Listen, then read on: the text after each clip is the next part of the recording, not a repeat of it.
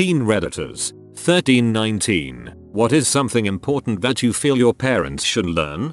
Do not insist on comparing me to my friends. They do not act the same way in front of you as they might in their own home, and you have no clue how they act when they're at home with their own parents. Be more like Jared. Mom, if you saw how Jared talks to his mom when I'm there, you'd praise me and call me a fricking son. Just because one of my friends is a girl doesn't mean you constantly have to bring her up. Sometimes I believe that my parents are still in elementary school. Privacy. My grandmother will come in my room while I'm sleeping just to look through my window above my head to see what the neighbors are doing. She looks above my head to peep at what I am doing on my phone. She gets mad at me when I don't tell her an answer to a personal question she asked me. She is also untrustworthy and will lie to make a story more interesting, so I can't tell her anything in fear she will spread a rumor that isn't true about me. I once told her how my gym teacher passed away from cancer and she proceeded to call her friend and tell her my gym teacher dropped dead in front of us at gym and cancer spilled out of her. I hope someone at least came by to clean up that cancer. Get my attention before talking to me. They did get mad at me when I miss the first half of what they are saying, but it's because I'm already doing something. I don't mind pausing my game, putting down my book phone, muting the TV, etc. Just say my name, or even hey you before you start talking so I realize I'm supposed to engage. My parents learned this, but my grandmother got so frustrated with it. I can tune out a lot of stuff, but I do pick up on my name. I try to do the same with my son. I start everything with yo hey Zach. I understand that compared to you, I shouldn't have any stress, but teen stress does exist. Maybe in the future I'll learn how naive I was and how small my stresses now are, but right now, what I'm stressed about matters to me. Don't stop me from hanging out with friends, and then later complain why am I always in my room and not outside enjoying life. That's just unfair. You're such a smart kid. Why are you struggling now? Yes, mom. I was a smart kid when I was learning middle school math. It gets gradually harder. I freaking failed algebra, and my mother says you used to be so smart in math back in grade 5. You were in a gifted class your cause no one in my class knew how to do basic freaking division and multiplication. That admitting that you were wrong isn't the end of the world. If anything, if my parents had admitted they were wrong about certain things a little more, it would have meant the world to me. Knock before entering. Knock and wait for them to say you can come in before coming in. Knocking then immediately opening the door does not count. My mom really needs to learn that if she wants me to talk to her openly about my life and not lie to her, she can't freak out when I am honest with her. The few times I have confided in her when I was in a situation that I needed help with, she completely overreacted and made it a terrible experience for both of us. It stresses her out when I tell her about my life, and her stress makes me stressed. It's better for both of us if I lie to her. I've got Reddit to help me figure crap out, anyways. Getting frustrated when I screw up something, even if it's something small. I feel bad enough as it is. You don't need to make me feel even worse. No matter how much I fricked up, please don't bring it up after I just told you something I'm proud of. I landed a solo at a local art show singing a song, and when I mentioned it to my mom she started ranting about how I wasn't going to do anything afterwards because I can never clean my freaking room. 1. I do clean my room. 2. Aren't you proud of me? Just because I am not hungry now does not mean I hate your cooking. But sometimes, yeah, their cooking might suck. They should ask before making plans that includes me. I'm 19, but I have plans, important things to do and agreements that I should respect. And me not wanting to do those things doesn't mean I don't love you, it means I don't want to do it.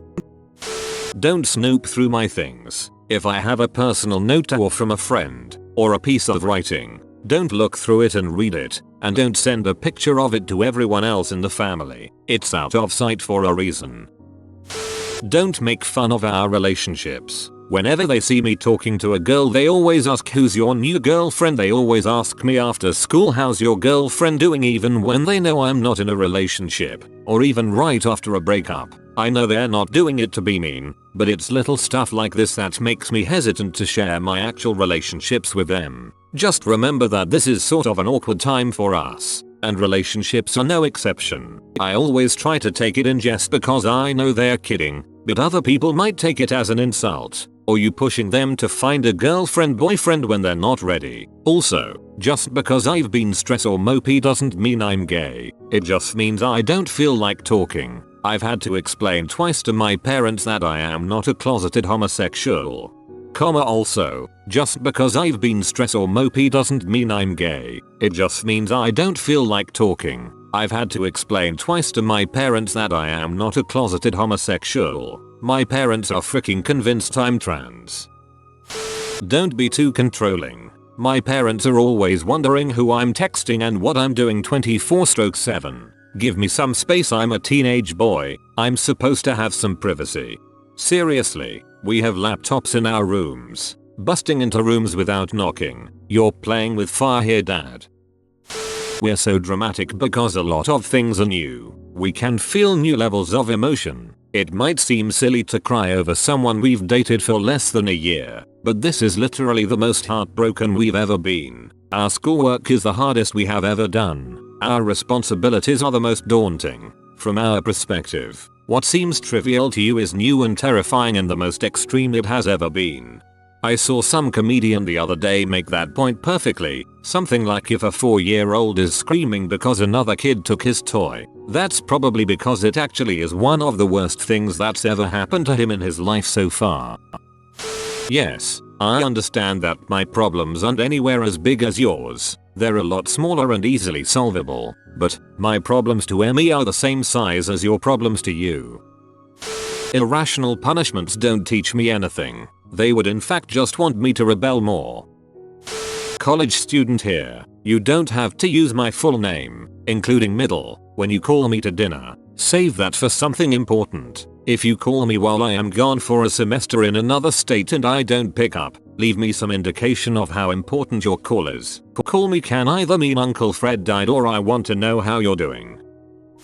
Our problems are real. My mom is really good at understanding this. She gets angry along with me when I mention how my best friend got hit by her boyfriend. She gives me advice when I say that my friends have depression. She gets worried when I'm quiet and easily angered. Not only does she empathize, she helps. She once dialed 911 for a friend who had attempted while I told her how to apply first aid. She gave me permission to deck the abusive boyfriend. She lent me her old psychology textbook so that I could better help my friends with depression. She makes me feel comfortable enough to talk about whatever is bothering me. Most people on this thread give very good examples of what not to do. Let my mother be the model for what to do. I mean it every time I say that she is the best mom ever. Okay, now let's talk about my dad. He is every bit as awesome as my mom, just in different ways. He grew up as the oldest son in a ghetto in San Antonio. He was the first in my family to go to college.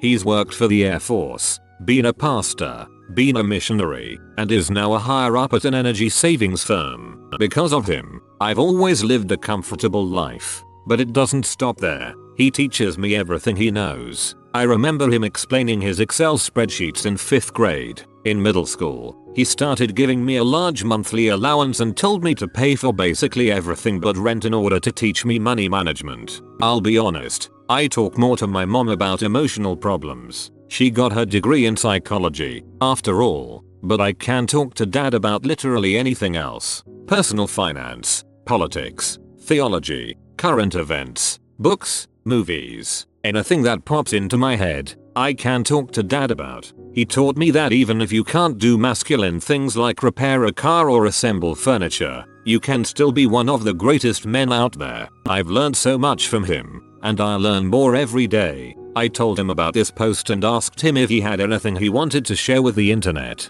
He said, when your mother and I first had your elder brother, we decided that we would have 2 goals in parenting. That you would know that we love you unconditionally, and that you would know that we are always for you. Everything else we do flows out of those 2 goals. Yeah, he actually talks like that. It's awesome. If there are any parents of teens reading this, strive to be like my parents. I wouldn't trade them for anything.